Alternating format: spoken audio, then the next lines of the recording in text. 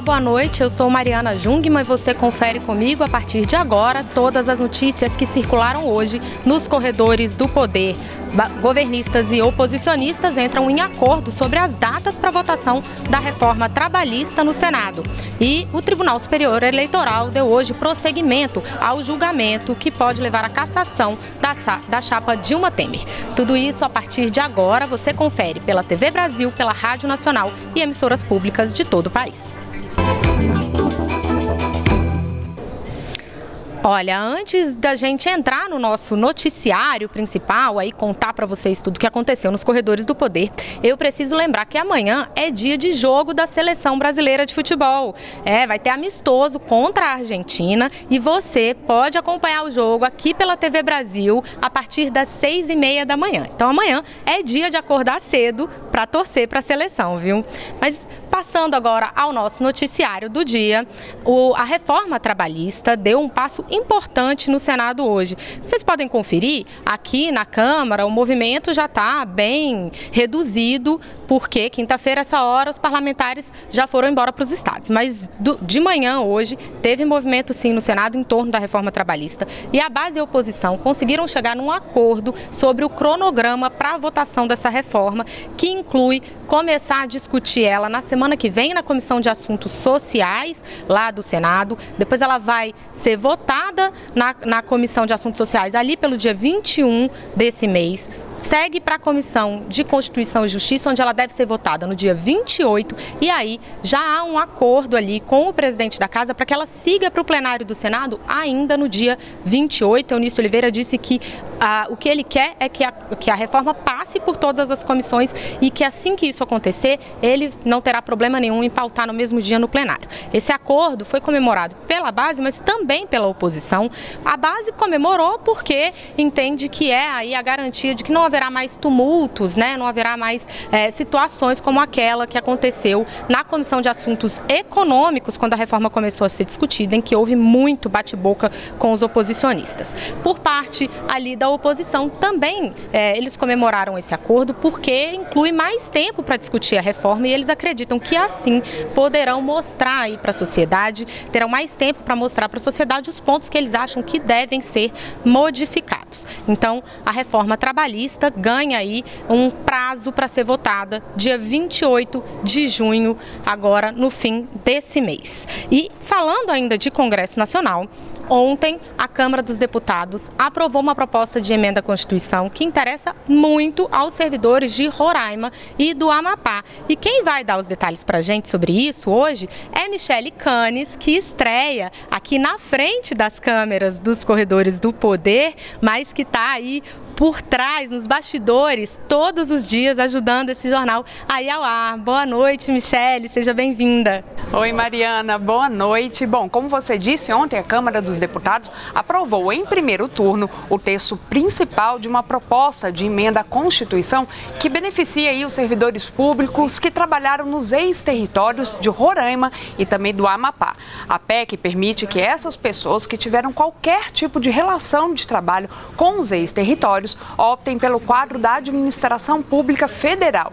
Essa possibilidade seria para os servidores que trabalharam nessas localidades entre outubro de 1988, quando esses territórios foram transformados em estado, até outubro de 1993.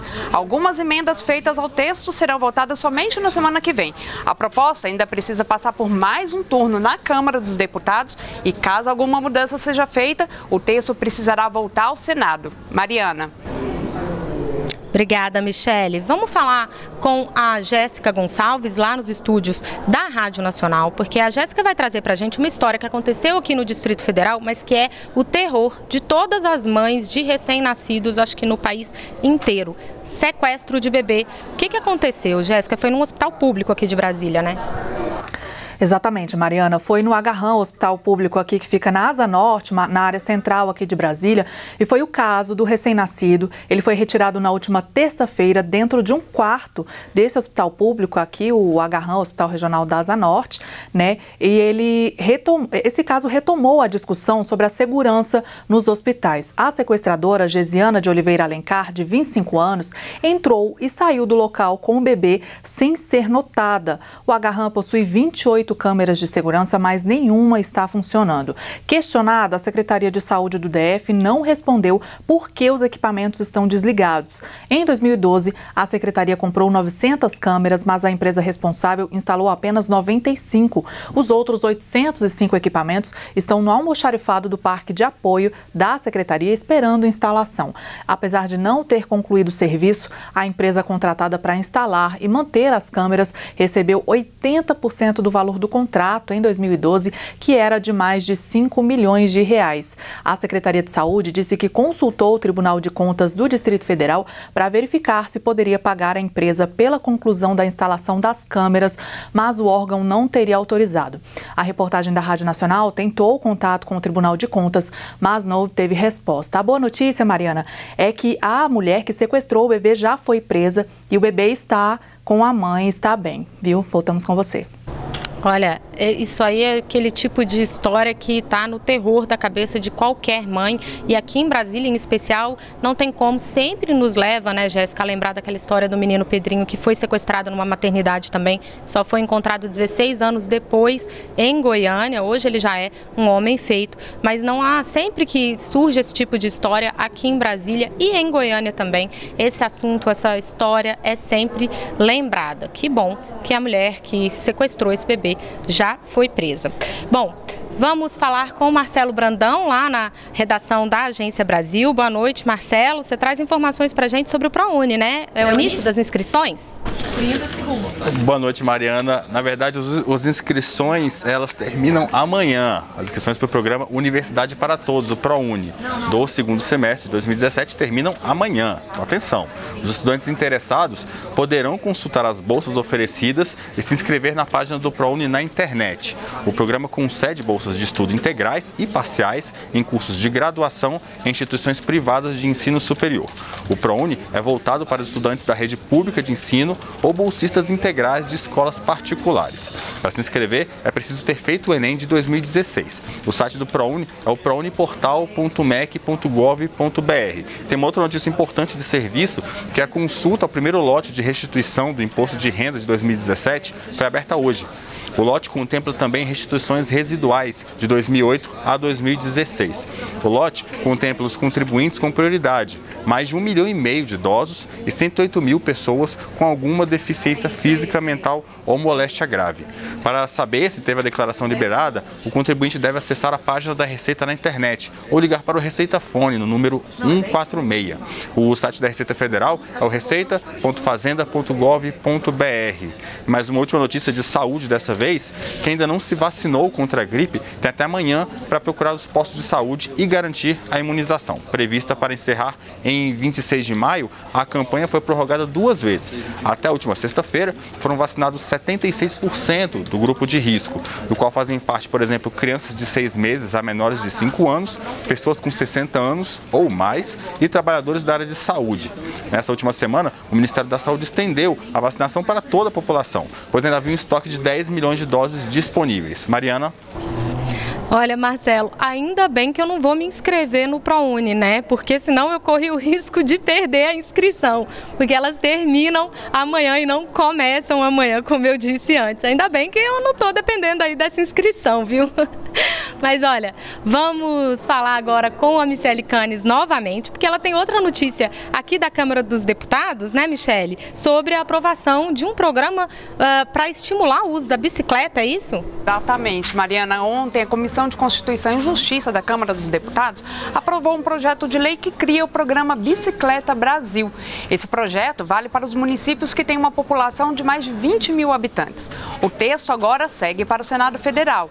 O objetivo da proposta é promover a integração das bicicletas ao sistema de transporte público coletivo, apoiar os estados e municípios para a construção de bicicletários em terminais de transportes públicos e construir também uma estrutura como ciclovias, ciclofaixas, banheiros e até bebedouros para os ciclistas. Uma parte do recurso para financiar esse projeto virá do valor arrecadado com multa de trânsito. Mariana? Faz todo sentido, né, Michele? Afinal de contas, essa questão do uso das bicicletas, do uso de ciclovia, é uma coisa que melhora demais o trânsito, embora algumas pessoas achem que prejudica. Não, melhora, porque ajuda a tirar o excesso de carro das ruas e então faz todo sentido que o dinheiro de multas de trânsito seja utilizado aí para estimular o uso da bicicleta e também aí campanhas de conscientização, por exemplo, de respeito ao ciclista. É sempre bom lembrar aos motoristas que o ciclista tem o direito sim de usar a faixa de rolamento ali da pista, tem o direito, é mais um veículo, é considerado pelo Código de Trânsito como um veículo, ele tem que ser respeitado, viu? Bom, no próximo bloco a gente vai trazer Maurício de Almeida falando do Rio de Janeiro sobre a aprovação das contas do governo estadual e também todas as informações sobre o que aconteceu hoje no julgamento lá no Tribunal Superior Eleitoral sobre a chapa Dilma Temer. Daqui a pouco a gente já volta.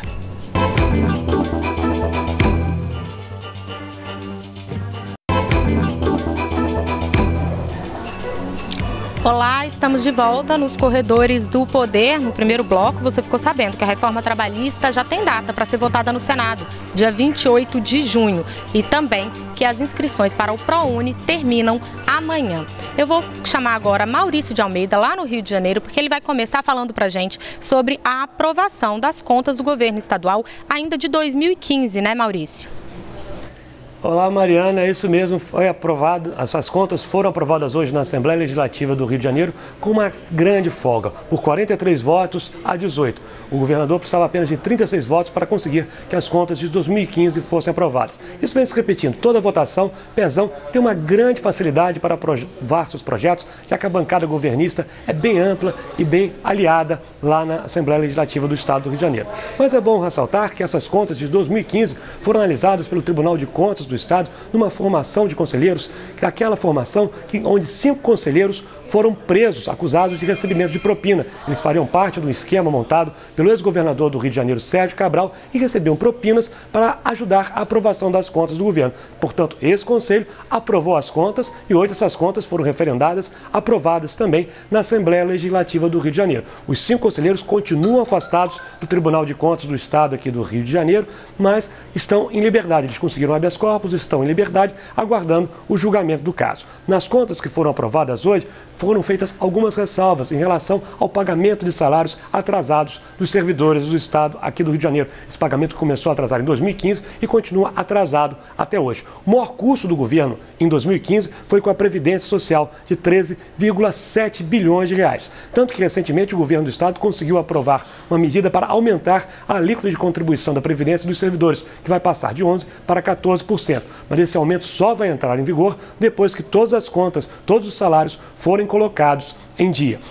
No ano de 2015, o governo também deixou de pagar 6,3 bilhões de reais em contas. Por isso, essas contas foram passadas para o ano passado, o ano de 2016, e o ano de 2016 foi o pior ano até agora para o governo do Rio de Janeiro, tanto que foi decretado calamidade financeira no Estado. Em relação às contas de 2016, elas ainda não têm um prazo para serem votadas na Assembleia do Rio. Lembrando que essas contas foram rejeitadas pela nova formação do Conselho do Tribunal de Contas do Estado do Rio de Janeiro. As contas foram rejeitadas e agora precisam ser votadas na Assembleia. Mas o presidente da Assembleia disse que não tem prazo para votar e pode votar essas contas somente no ano que vem. 2016, contas de 2016 podem ser votadas somente em 2018. É muito importante essa votação, porque se as contas forem rejeitadas pela Assembleia, o governador Luiz Fernando Pezão é acusado por crime de responsabilidade e pode ser aberto um processo de impeachment. Mariana. Ou seja, a situação do governador Luiz Fernando Pezão continua delicada na política local lá no Rio de Janeiro. Bom, vamos ao Tribunal Superior, vamos falar do Tribunal Superior Eleitoral, mas com Jéssica Gonçalves nos estúdios da Rádio Nacional, né, Jéssica? Porque hoje deu prosseguimento ali ao julgamento da ação da chapa Dilma Temer e a equipe da Rádio Nacional, eu sei que está acompanhando esse assunto desde o começo e ao longo de todo o dia hoje também acompanhou, né? Exatamente, Mariana. E hoje os ministros do Tribunal Superior Eleitoral passaram amanhã decidindo se as delações de executivos da Odebrecht e do casal de marqueteiros João Santana e Mônica Moura podem ser consideradas ou não no processo. 4 ministros, Gilmar Mendes, Tarcísio Vieira, Admar Gonzaga e Napoleão Nunes Filho, defenderam a retirada das delações. Já o relator, Herman Benjamin, e os ministros Luiz Fux e Rosa Weber defenderam a manutenção dos depoimentos. O presidente do TSE, ministro Gilmar Mendes, é contra o uso das delações, disse que os depoimentos vão além do pedido inicial feito pelo PSDB lá em 2014 para cassar a chapa. Lembrou que a Constituição estabelece o prazo de 15 dias após a diplomação da chapa para apresentar fatos e impugnar o mandato. A sessão foi interrompida por volta do meio-dia e retomada às 2 da tarde. Como você falou, a reportagem da Rádio Nacional tem acompanhado, sim, todo esse julgamento, e quem está lá no TSE agora à tarde é o repórter Lucas Por Deus Leão, que traz todas as informações para a gente. Boa noite, Lucas.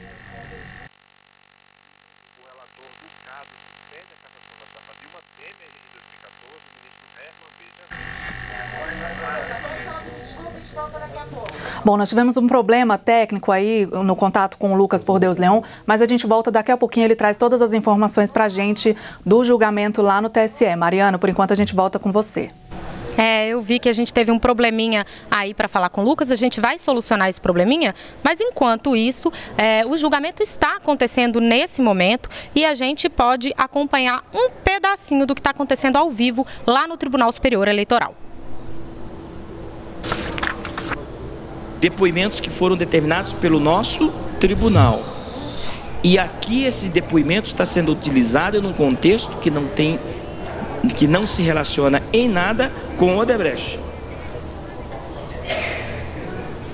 E aí vem a parte extraordinária. Eu até ia já fazer uma parte da Vossa Excelência para dizer que, na verdade, não há nenhuma parte desse trabalho é em vão. Eu já tinha até ressaltado isso em outro momento. Quando, na verdade, isso está no meu voto e nas várias manifestações que fiz, quando da discussão sobre a abertura ou não, a instalação ou não da ação, eu dizia, minha preocupação, já repeti isso, não é a cassação, mas, de fato, conhecer como isso se dá. Dizer, por quê? Porque, realmente, a questão das campanhas, era preciso que isso realmente se traduzisse, não é? Numa revelação oficial. E Vossa Excelência fez esse trabalho como ninguém poderia fazer, melhor não poderia ser feito. Então, me parece que essa é uma contribuição histórica, eu já tinha reconhecido isso em outro momento, esse trabalho é valiosíssimo. Vossa Excelência e eu temos nos engajado tanto, e todo o tribunal tem nos apoiado no sentido de avançarmos nas reformas, né, na reforma política, na reforma eleitoral, na reforma partidária. Temos discutido muito isso. Vossa Excelência, inclusive, trouxe, não faz muito, todos os corregedores, né, para que estão apoiando a reforma política, porque é esse o sentimento da Casa, da Justiça Eleitoral como um todo. E me parece que não há subsídio melhor para a reflexão sobre a necessidade de reforma do que um voto, né, e um estudo como esse que Vossa Excelência fez.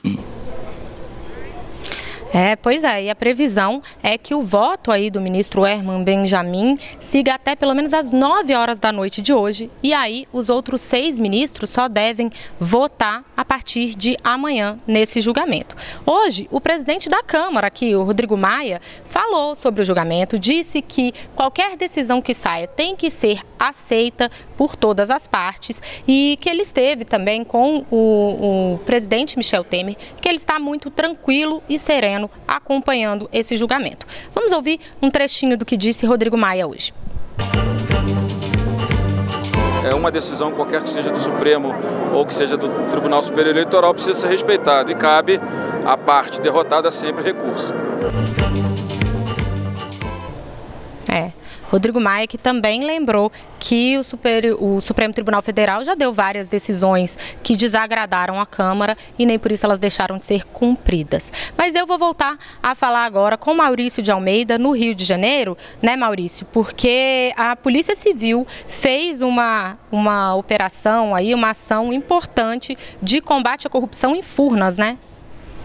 É isso mesmo, Zé. Foi a primeira operação que a Polícia Civil aqui do Rio de Janeiro agiu num desdobramento da Operação Lava Jato, já que na operação de hoje não tinha ninguém com foro privilegiado envolvido, por isso a Polícia Civil do Rio de Janeiro pôde atuar. Aqui no Rio de Janeiro foram cumpridos 25 mandados de busca e apreensão na sede da estatal Furnas. Em São Paulo, no escritório de Furnas, também foram cumpridos outros 8 mandados de busca e apreensão. Essa operação aconteceu devido a uma denúncia feita durante a delação premiada do ex-senador Delcídio do Amaral, que denunciou um esquema de corrupção, de desvio de verbas e lavagem de dinheiro na empresa Furnas, durante a construção da usina hidrelétrica da Serra do Facão, em Goiás. O esquema, segundo o ex-senador, seria o seguinte: a empresa Furnas tinha 49% das ações para a construção dessa usina hidrelétrica e não poderia comprar mais de 49% de acordo com a legislação da época. O que aconteceu a partir daí?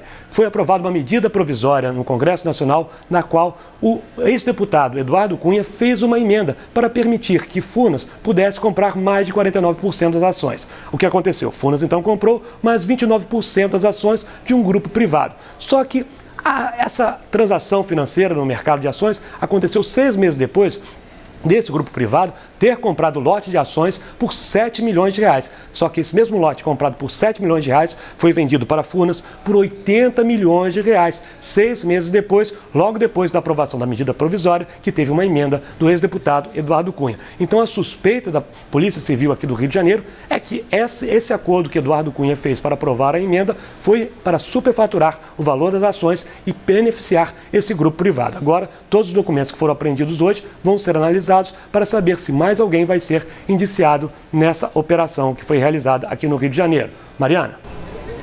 Obrigada, Maurício. Olha, a gente vai continuar acompanhando os desdobramentos dessa investigação aí que Maurício citou hoje. Mas quem pensa que a situação política está tensa só aqui no Brasil se engana, viu? Hoje foi dia de um depoimento importante do ex-diretor do FBI lá nos Estados Unidos e esse assunto está mexendo bastante com os americanos. Quem vai dar os detalhes para a gente é Paola Deurti. Eu falo direto do Comitê de Inteligência do Senado norte-americano, onde agora há pouco o ex-diretor do FBI, James Comey, prestou um depoimento sobre a investigação que estava conduzindo acerca da relação entre membros da equipe do presidente dos Estados Unidos, Donald Trump, e oficiais russos durante a campanha eleitoral do ano passado. James Comey, que foi demitido no último dia 9 de maio por Trump por motivos que ainda não ficaram muito claros. Nesse depoimento, então, James Comey disse que não tem dúvidas de que a Rússia tentou interferir nas eleições do ano passado, mas que tem certeza de que nenhum voto foi alterado. Ele também voltou a falar sobre o pedido que Donald Trump teria feito para que ele deixasse de lado as investigações sobre o seu assessor de segurança nacional, Michael Flynn, acusado de manter contatos recorrentes, então, com oficiais do governo russo. Mas ele garantiu que, enquanto ele era diretor, ao menos Trump não estava sendo investigado diretamente. De Washington, nos Estados Unidos, Paola Deurti. A gente vai continuar em corredores internacionais, dessa vez com Marcelo Brandão lá na Agência Brasil, porque ele vai falar para a gente sobre a situação da Venezuela agora. O Marcelo não está com a gente nesse momento, então ele ia falar para a gente sobre a situação lá na Venezuela, onde foi confirmado que já nesses protestos, nessa situação toda, já morreram 67 pessoas. Agora sim, Marcelo Brandão. Oi, Mariana, tô aqui. O Ministério Público da Venezuela, Mariana, confirmou nesta quinta-feira que 67 pessoas já morreram durante os protestos a favor e contra o governo de Nicolás Maduro. Há 69 dias que os venezuelanos se manifestam nas ruas. O Ministério Público executa 1.600 investigações sobre os protestos. Destas, 1.300 são sobre pessoas feridas e as demais sobre danos à propriedade pública e privada.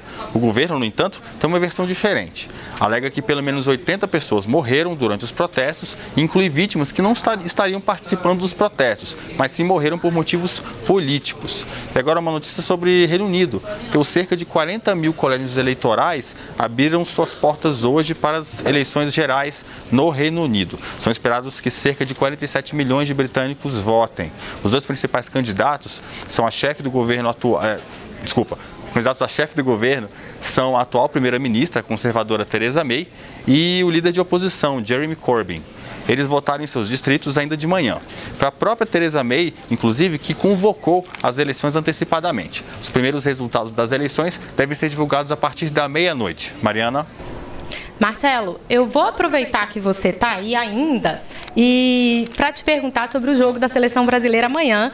Amanhã tem amistoso da seleção contra a Argentina, inclusive aqui na TV Brasil, a partir das 6h30 da manhã. E aí, você, que é o nosso especialista em futebol, entende muito mais desse assunto do que eu, queria saber qual é a sua opinião sobre esse jogo. Olha, Mari, a seleção brasileira está numa situação confortável. Depois que o Tite assumiu o comando técnico da seleção, a gente está navegando em águas muito tranquilas, né? A gente já superou aquele 7-1, né? Aquela coisa traumática. O Brasil, inclusive, está classificado para a Copa do Mundo de 2018, a primeira seleção a se classificar.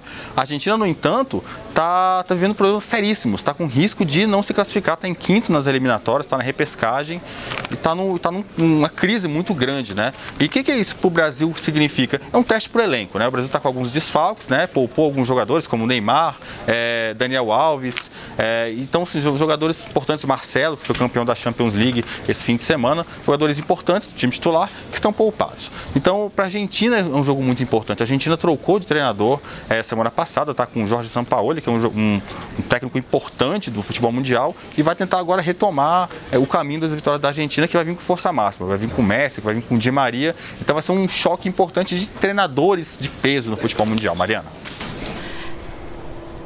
Eu não estou ouvindo.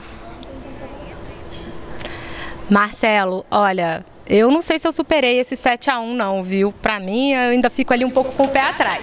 Mas amanhã a gente vai conferir, 6h30 da manhã, aqui na TV Brasil, viu? Com isso a gente encerra o jornal hoje. Para você, uma boa noite e até amanhã.